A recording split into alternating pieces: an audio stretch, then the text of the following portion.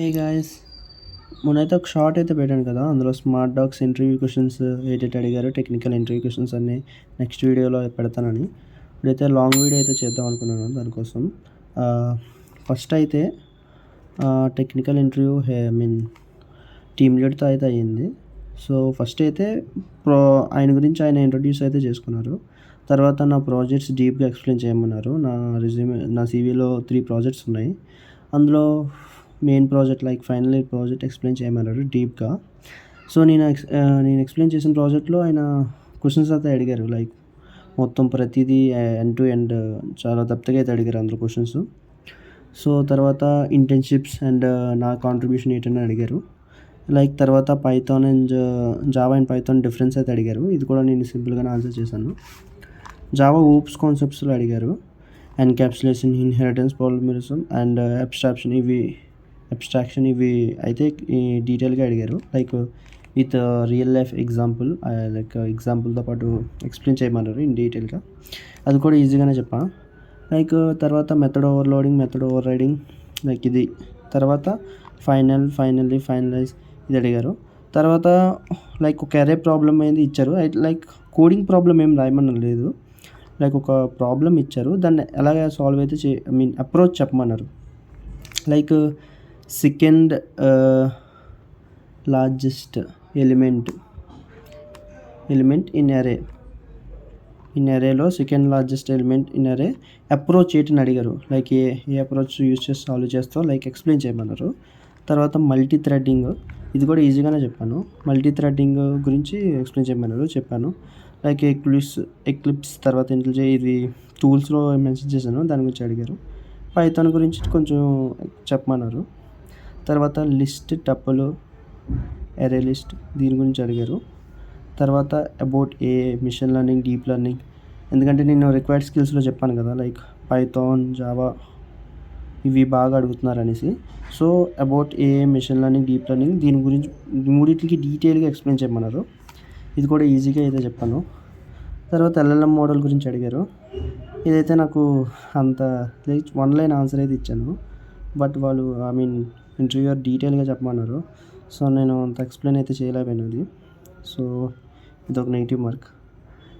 How ప్రిట్ output, ఇది కూడా చిన్న ఎగ్జాంపుల్తో అయితే చెప్పాను, బట్ ఆయన సాటిస్ఫైడ్. సర్టిఫికేషన్స్ మెన్షన్ చేసిన రెజ్యూమ్లో సర్టిఫికేషన్స్ మెన్షన్ చేసిన దాని గురించి అడిగారు. 3 సర్టిఫికేట్స్ మెన్షన్ చేస్తే అందులో 2 సర్టిఫికేట్స్ గురించి అడిగారు, ఎక్కడ చేసావు ఎలా చేసావు అని. వై యూ చూస్ జావా, నేను పైథాన్ జావా అని అంటే జావా అని చెప్పాను. లైక్ జావా ఎందుకు చూస్ చేసుకున్నావు వేరే ప్రోగ్రామింగ్ లాంగ్వేజెస్ కన్నా అనేసి అడిగారు. తర్వాత about SQL and MySQL, just ఇది ఒక సింపుల్ క్వశ్చన్ అడిగారు. అది ఈజీగా చెప్పేస్తాను, అందరూ చెప్పేస్తారు, జస్ట్ డెఫినేషన్ చెప్పాలి. తర్వాత డేటా స్ట్రక్చర్స్కి అయితే వచ్చారు. డేటా స్ట్రక్చర్స్ గురించి అడిగారు. ఫస్ట్ డెఫినేషన్ అడిగారు. తర్వాత లింక్ లిస్ట్ అండ్ అరే లిస్ట్ డిఫరెన్స్ అడిగారు. తర్వాత స్టాక్స్, క్యూస్, సార్టింగ్, ఆల్గోరిథం, ఇవి నేను డేటా స్ట్రక్చర్స్ మీద ఒక ప్రాజెక్ట్ అయితే మెన్షన్ చేశాను సీవీలో. సో అందుకే ఇవన్నీ డీటెయిల్గా అడిగారు. ప్రాజెక్ట్లో ఎలా మెన్షన్ చేసావు, ప్రాజెక్ట్స్లో ఇది ఎలా యూజ్ చేసావు అనేసి డీటెయిల్గా అయితే అడిగారు. తర్వాత ఇక్కడ పెద్ద నెగిటివ్ మార్క్, నాకు 2 కోడ్స్ అడిగారు, binary search and recursion. So binary search ఏదో ట్రై చేసా, బట్ అది కూడా రాలేదు. రికర్షన్ నాకు రాదని చెప్పాను. నాకు array list, stacks, queues, link list, sorting వచ్చని చెప్పాను, ఇవి రాదని చెప్పాను. సో ఇది నెగిటివ్ మార్క్, రాదని చెప్పిస్తే ఆయన అంత సాటిస్ఫై అయితే అవ్వలేదు ఈ క్వశ్చన్కి. So merge sort, quick sort, algorithm explain చేయమన్నారు, ఇది కూడా చెప్పాను. ట్రీస్ అండ్ గ్రాఫ్స్ గురించి అడిగారు. సో నేను జస్ట్ చిన్న డెఫినేషన్ అయితే ఇచ్చాను, బట్ నాట్ సాటిస్ఫైడ్, నాకు అంతగా రాదా అది. So generative A and traditional a difference అడిగారు, ఇట్స్ ఓకే చెప్పాను. మళ్ళీ రాస్తానా ఎల్ఎల్ఎం మోడల్ గురించి. ఓకే, ర్యాగ్ అరేజీ గురించి అడిగారు. బిగ్ ఓ నోటేషన్ గురించి అడిగారు, ఇది కూడా చెప్పా. Like time complexity and space complexities గురించి అడిగారు, చెప్పా. లింక్డ్ లిస్ట్ ప్రాబ్లమ్ ఒకటైతే అడిగారు. సో ఇది ఏదో ట్రై చేశాను, బట్ నాట్ సాటిస్ఫైడ్ ఆయనైతే నాట్ సాటిస్ఫైడ్. తర్వాత స్ట్రింగ్ ప్రాబ్లం కూడా ఇచ్చారు, అది ఓకే చేశాను.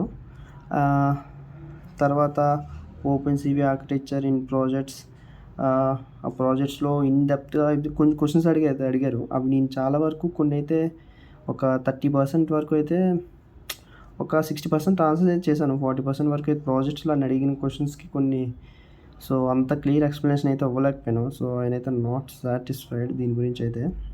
తర్వాత డేటా సెట్స్ గురించి అడిగారు. తర్వాత సో, ఏవైనా క్వెషన్స్ ఉన్నాయా అని అడిగారు నన్ను. సో, నేను ఏ టెక్నాలజీస్ టీమ్ అనేది ఏ టెక్నాలజీ మీద వర్క్ చేస్తుందని అడిగాను. ఆయన నుంచి జావా, మెయిన్‌లీ పైథాన్ దీని మీద వర్క్ చేస్తాం. మెయిన్‌లీ జావా 70% జావా, యాంగులర్ అని ఇవన్నీ చెప్పారు. తర్వాత నా మీద నేను రివ్యూ అడిగాను. లైక్ నేను ఎక్కడ డెవలప్ చేసుకుంటే బావుంటది. లైక్ మీన్ నేను ఏ టెక్నాలజీస్‌లో ల్యాగ్‌లో ఉన్నానో అడిగాను. Like rating. సో, ఆయన ఏంటన్నారంటే డేటా స్ట్రక్చర్స్ నేర్చుకో. డేటా స్ట్రక్చర్స్ నేర్చుకో. కొంచెం ప్రాజెక్ట్స్ మీద కూడా ఇంకొంచెం డెప్త్ నాలెడ్జ్ అయితే తెచ్చుకో. డేటా స్ట్రక్చర్స్ మీద ఇంకొంచెం నేర్చుకుంటే బెటర్ అనేసి అన్నారు. సో, మరి ఏంటి నేను సెలెక్ట్ అయ్యానా లేదా అనేది చూపిస్తున్నాను. నేనైతే రిజెక్ట్ అయితే అయిపోయాను. సో, నెక్స్ట్ రోజే నైట్ అయితే అప్డేట్ అయితే వచ్చింది. So, unfortunately we regret to inform that you are unfortunately cannot move forward with your application. Okay. నేను చేసిన మిస్టేక్స్ ఏంటంటే సో, ప్రాజెక్ట్స్ మీద ఇంకొంచెం డెప్త్ నాలెడ్జ్ అయితే తెచ్చుకోండి. సీవీలో ఏదైతే మెన్షన్ చేశారో అవి. సో, ఇంకొంచెం స్కిల్స్ అయితే అప్గ్రేడ్ చేసుకోమన్నారు. So, okay. ట్రై చేద్దాం. ఏముంది. మీరైతే ఆ మిస్టేక్స్ అయితే చేయకండి. లైక్ సీవీ మీద ఉన్న ప్రతీదీ అయితే గ్రిప్ అయితే తెచ్చుకోండి. ఓకే. కంటెంట్ నచ్చితే కొంచెం సబ్స్క్రైబ్ చేయండి. ఓకే. Thank you.